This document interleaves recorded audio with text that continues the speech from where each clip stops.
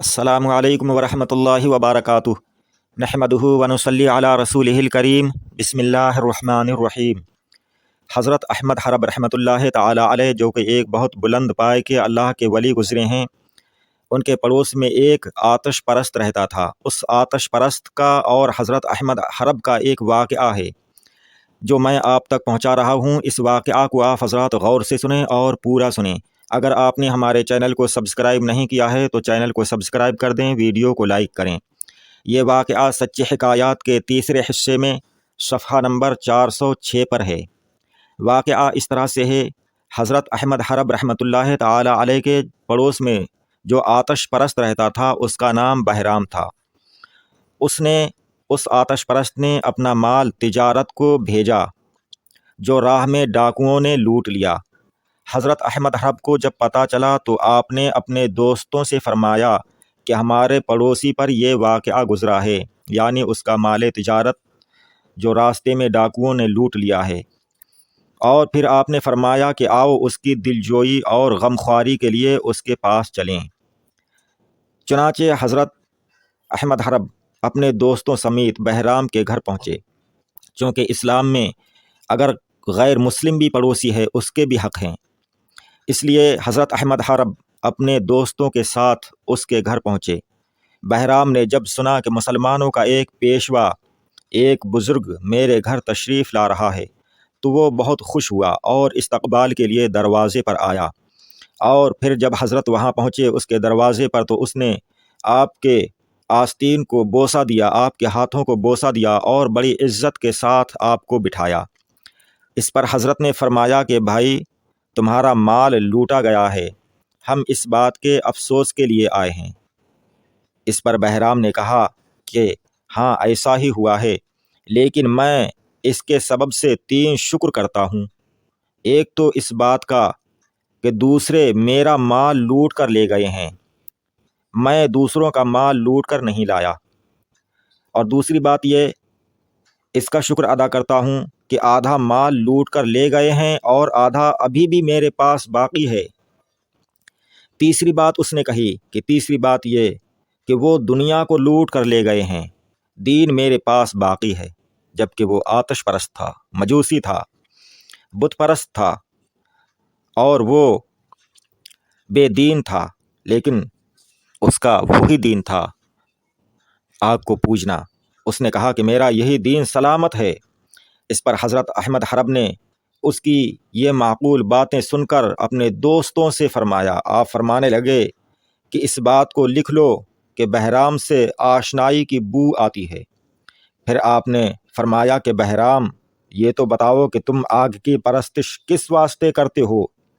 उसने कहा, इसलिए कि कल क़यामत को ये मुझे ना जलाए, और आज के रोज़ इस कद्र लकड़ियाँ मैंने इसी वास्ते इसकी खुराक मुकर्रर की हैं कि मेरे साथ उस रोज़ बेवफाई ना करे और मुझे खुदा तक पहुँचा दे। इस पर हज़रत ने यह सुनकर फरमाया कि तुम बड़ी गलती में हो, क्योंकि आग तो एक कमज़ोर और नातवां शय है। और फिर आपने उसकी दलील दी और फरमाया कि ख्याल तो करो कि अगर एक छोटा सा लड़का एक चुल्लू भर पानी इस पर डाल दे तो ये आग बुझ जाती है। बस ख्याल करने की बात है कि जो ऐसी नातवा और कमज़ोर हो वो कवी तक, यानी खालिक मालिक तक कैसे पहुंचा सकती है।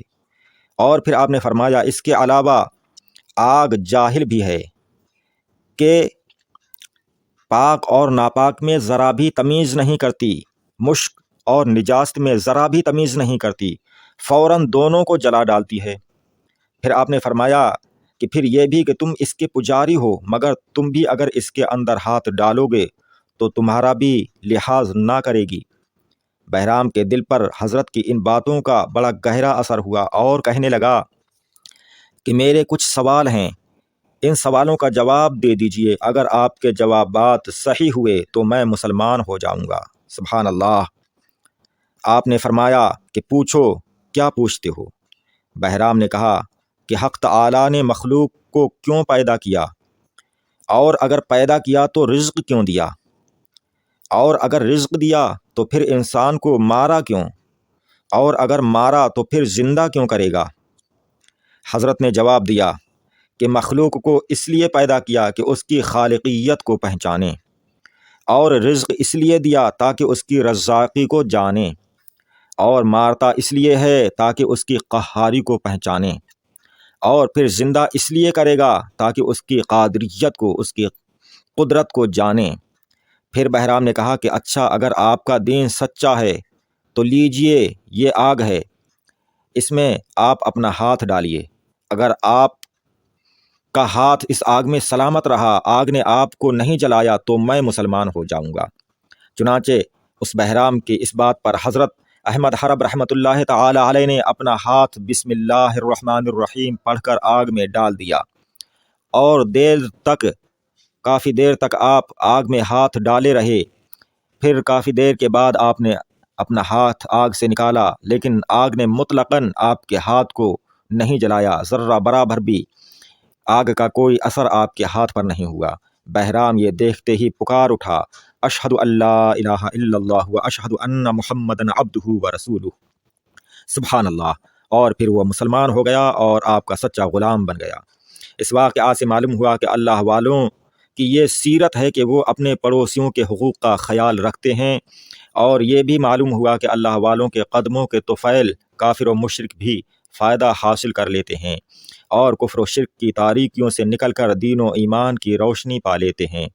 اور یہ بھی معلوم ہوا کہ بزرگان دین کی تعظیم و عزت سے خدا تعالی خوش ہوتا ہے، اور عزت کرنے والا کافر ہی ہو تو خدا تعالی اسے اسلام کی دولت عطا فرما کر آگ سے بچا لیتا ہے۔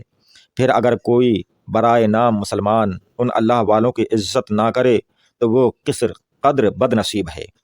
اللہ تعالی ہم سب کو اپنے مقبول اور بزرگوں سے عقیدت رکھنے کی، ان کی صحبت میں رہنے کی، ان کی نصیحت بھرے واقعات سننے کی اور ان کی نصیحت بھری باتوں پر عمل کرنے کی توفیق عطا فرمائے۔ آپ حضرات ہمارے چینل کو سبسکرائب کریں۔ السلام علیکم، خدا حافظ۔